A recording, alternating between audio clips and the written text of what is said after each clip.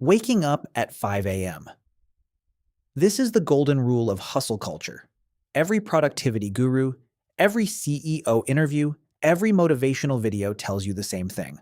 Wake up before the sun, and you'll outwork everyone. The 5 a.m. club, rise and grind. Sleep is for the lazy. Here's what they don't tell you. Your body runs on something called a chronotype. It's your genetic sleep-wake preference. Research from chronobiology shows that roughly 25% of people are natural early risers. Another 25% are night owls, and the rest fall somewhere in between. When a natural night owl forces themselves to wake up at 5 a.m., they're not gaining extra productive hours. They're accumulating sleep debt.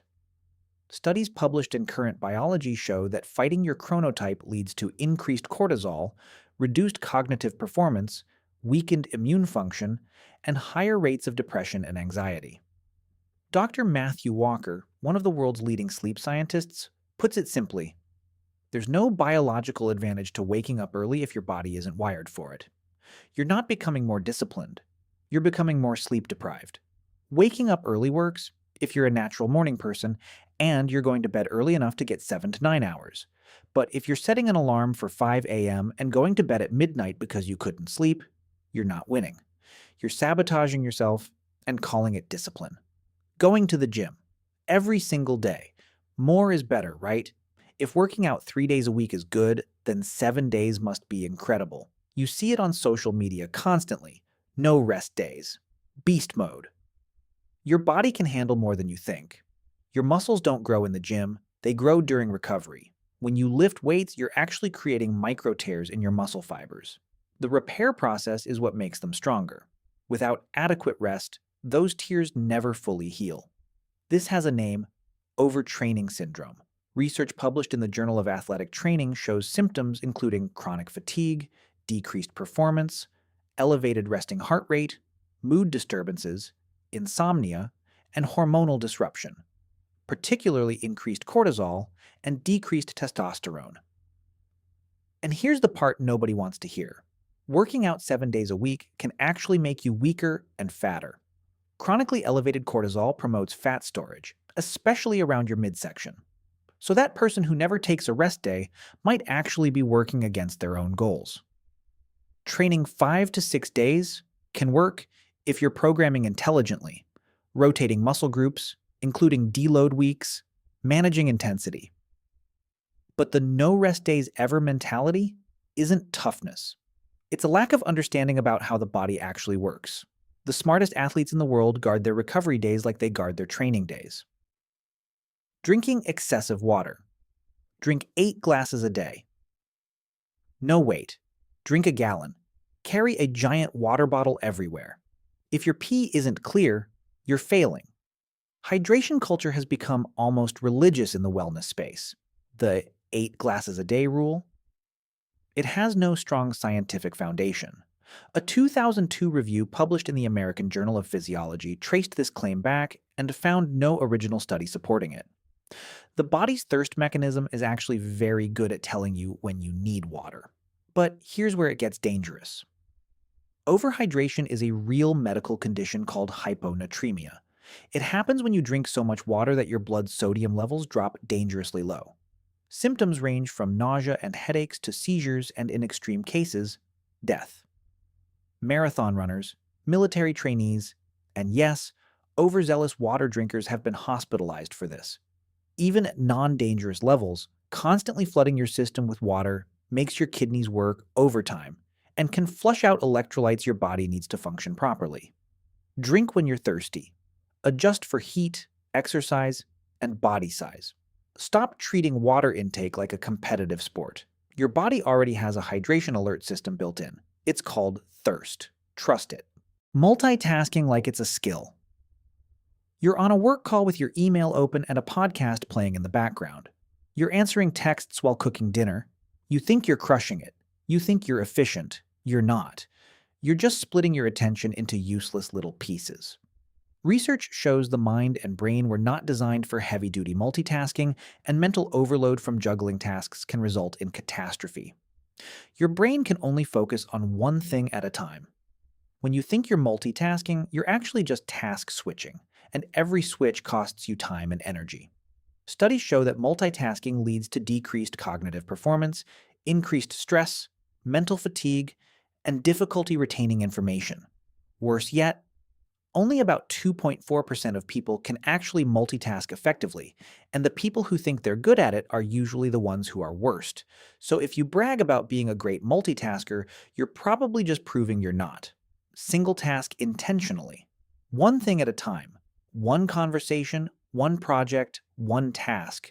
Your brain isn't built to split focus. It's built to dive deep. If your mind feels scattered by the end of the day, it's not because you're not capable enough. It's because you've been asking it to do something it was never designed for. Cutting out all carbs. Carbs are the enemy. Keto, carnivore, zero carb. The fitness and diet world has spent years convincing people that carbohydrates are the reason they're not losing weight, and that eliminating them entirely is the path to a lean, healthy body. Your brain runs almost exclusively on glucose, which comes from carbohydrates.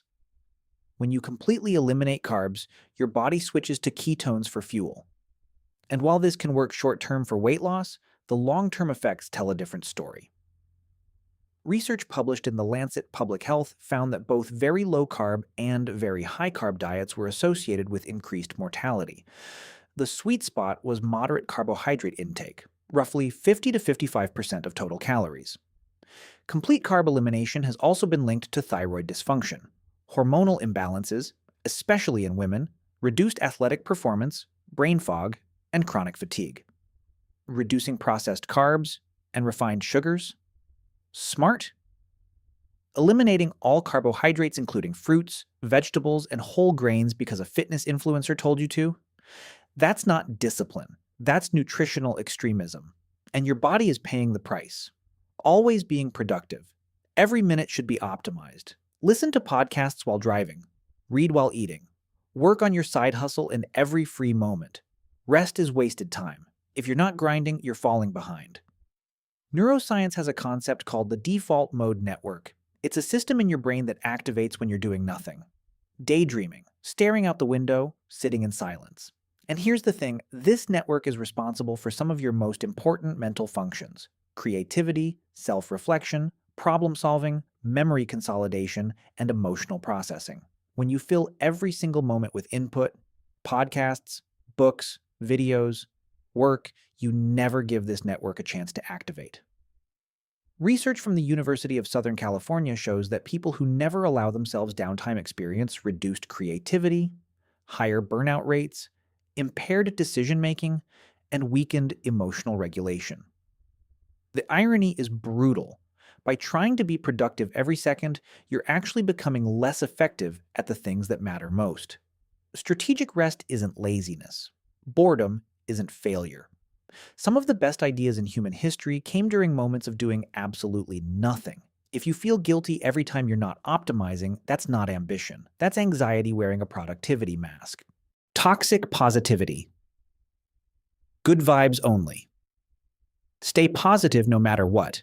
Don't dwell on negative thoughts. Manifest good energy. Gratitude journals. Affirmations in the mirror. If you're feeling bad, just choose to feel good. The entire self-help industry runs on this idea. Psychologists have a name for this: toxic positivity. It's the excessive and ineffective overgeneralization of a happy, optimistic state across all situations, and research shows it's genuinely harmful. A landmark study from the University of California, Berkeley, found that people who habitually suppress negative emotions experience more psychological distress, not less. When you force yourself to stay positive during genuine pain, grief, anger, or frustration, you're not processing those emotions. You're burying them, and buried emotions don't disappear. They compound. This shows up as unexplained anxiety, emotional numbness, sudden outbursts, and difficulty forming deep relationships, because you've trained yourself to perform happiness instead of experiencing real human emotions. Optimism is healthy. Forced positivity is not. There's a massive difference between "I'm going through something hard, but I'll get through it," and "I'm not allowed to feel bad."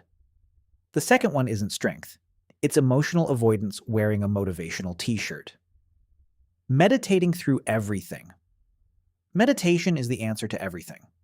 Stressed? Meditate. Angry? Meditate. Going through a breakup? Meditate. Having a crisis? Just breathe. The wellness space treats meditation as a universal fix for every problem. Meditation has real benefits. Nobody is disputing that. But there's a growing body of research, including a study published in Acta Psychiatrica Scandinavica, documenting what researchers call meditation-related adverse effects. About 25% of regular meditators report experiences including increased anxiety, depersonalization, emotional blunting, and re-traumatization of past experiences. There's also a phenomenon psychologists call spiritual bypassing, using meditation and mindfulness as an escape from dealing with real, practical problems. Instead of having the difficult conversation, setting the boundary, leaving the bad situation, or processing the trauma with professional help, people sit on a cushion and try to breathe through it. That's not enlightenment. That's avoidance in lotus position. Meditation is a tool, not a cure. It works best as part of a broader approach to mental health, alongside therapy, real-world problem-solving, social connection, and yes, sometimes medication. If your meditation practice is replacing action instead of supporting it, you're not finding peace. You're hiding from the things that need to change. So here's the thing. None of these habits are inherently evil. Waking up early, working out, staying positive, setting goals, these can all be powerful when done right. The problem isn't the habit itself. The problem is doing it on autopilot because someone on the internet said you should, without understanding the science, the nuance, or how it actually affects your specific body and mind. The most intelligent thing you can do isn't follow a checklist of good habits. It's questioning why you do what you do and whether it's actually working for you, or just making you feel productive while slowly breaking you down. If this video challenged something you believed, that's the point.